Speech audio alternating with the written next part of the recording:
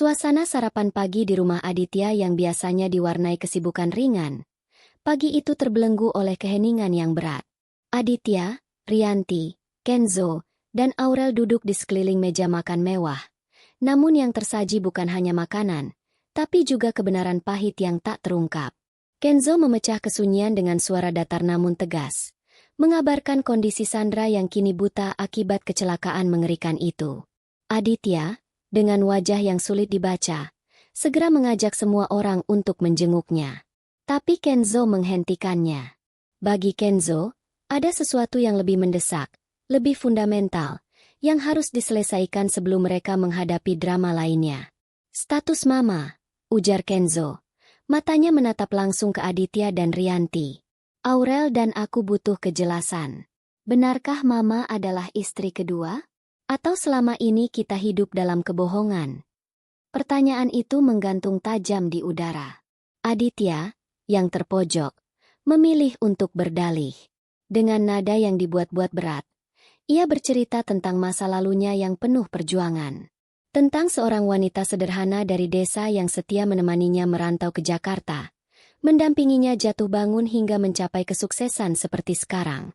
Sebuah narasi romantis tentang pengorbanan dan kesetiaan. Tapi ketika Kenzo mengejar, menanyakan nama wanita itu, Aditya dengan licin mengelak. Widuri, nama yang ia simpan rapat-rapat di benaknya, tak pernah ia ucapkan. Itu adalah rahasia yang terlalu berbahaya untuk dibuka sekarang. Lalu, Aurel tiba-tiba menyodorkan sebuah fakta yang membuat Rianti terkesiap. Mama dulu merebut papa dari istri pertamanya, kan? Ucap Aurel polos, mengulang cerita yang ia dengar entah dari mana. Wajah Rianti berubah pucat. Dalam sekejap, ia menyusun pertahanan. Dengan nada yang terdengar meyakinkan, ia membantah keras. Bukan merebut, katanya. Hubungan Aditya dan istri pertamanya sudah retak jauh sebelum ia muncul.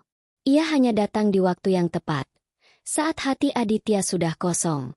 Untuk memperkuat posisinya, Rianti bahkan berani mengatakan bahwa ia sudah menceritakan semua masa lalunya pada Kenzo dan Aurel.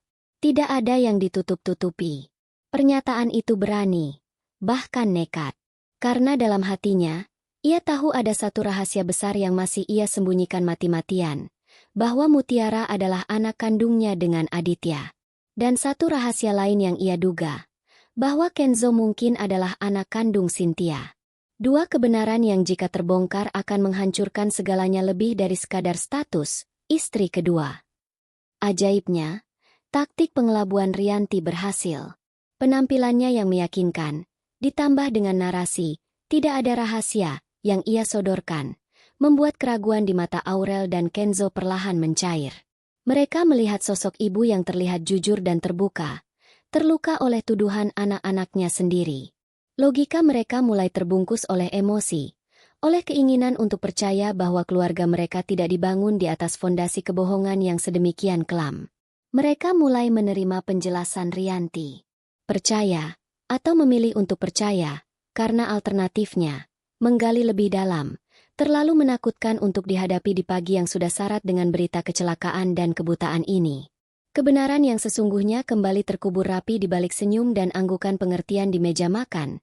Sementara sandiwara keluarga ini terus berlanjut dengan pemain yang semakin terjebak dalam peran mereka masing-masing. Di dalam kamar Sandra yang biasanya tertata rapi dan penuh dengan barang-barang mewah, kini hanya ada kehancuran dan keputusasaan. Cahaya siang yang menembus tirai tebas sama sekali tidak bisa ia lihat. Yang ada hanyalah kegelapan abadi yang menyelimuti pandangannya. Sebuah hukuman fisik yang jauh lebih mengerikan dari yang pernah ia bayangkan. Frustasi yang membara meledak menjadi amukan histeris. Tangannya meraba-raba di sekelilingnya, dan segala benda yang terjangkau, botol parfum kristal, figura foto, lampu meja, buku harian kulit, dilemparkan dengan sekuat tenaga ke segala arah. Suara pecahan beradu dengan jeritan tangisnya yang penuh rasa tidak terima. Ini tidak mungkin terjadi padaku. Pikirnya liar, ditelan oleh gelombang panik dan kemarahan yang tak terbendung. Suara keributan itu menarik perhatian Kayla yang sedang cemas di luar. Dengan hati berdebar, ia membuka pintu kamar kakaknya. Pemandangan yang ia lihat membuat dadanya sesak. Sandra yang biasanya begitu terkendali dan penuh kendali, kini seperti binatang yang terluka, meronta-ronta di tengah reruntuhan barang-barangnya sendiri. Kayla berusaha mendekat, mencoba menenangkan dengan kata-kata lembut, berusaha memeluk bahu Sandra yang gemetar. Tapi sentuhannya justru seperti memicu ledakan baru. Sandra menjerit lebih kencang, menepis tangan Kayla dengan kasar.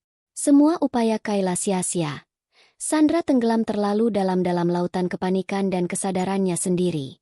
Dalam hati Kayla, meski sedih melihat penderitaan kakaknya, sebuah pikiran gelap menyelinap. Mungkin ini karma, bisik suara kecil di benaknya. Balasan untuk semua rencana jahat, semua air mata yang kau sebabkan pada orang lain, terutama pada Mutiara. Pikiran itu membuatnya merasa bersalah, tapi sekaligus sadar bahwa hukum sebab akibat kadang datang dalam bentuk yang tak terduga. Namun, di tengah histeria itu, Sandra terus mengulang satu nama seperti mantra yang patah. Kenzo, Kenzo. Hanya nama itulah yang membuat jeritannya sedikit mereda, menjadi isakan yang memilukan. Ia percaya hanya Kenzo yang bisa menenangkannya, hanya kehadiran pria yang ia cintai, dan ia rasa adalah miliknya, yang bisa memberinya secercah cahaya di dalam kegelapan matanya. Kayla melihat itu. Ia tahu itu permintaan yang egois, bahkan manipulatif. Tapi melihat kondisi Sandra yang semakin tidak stabil, dan takut ia melukai dirinya sendiri, Kayla pun mengambil ponselnya.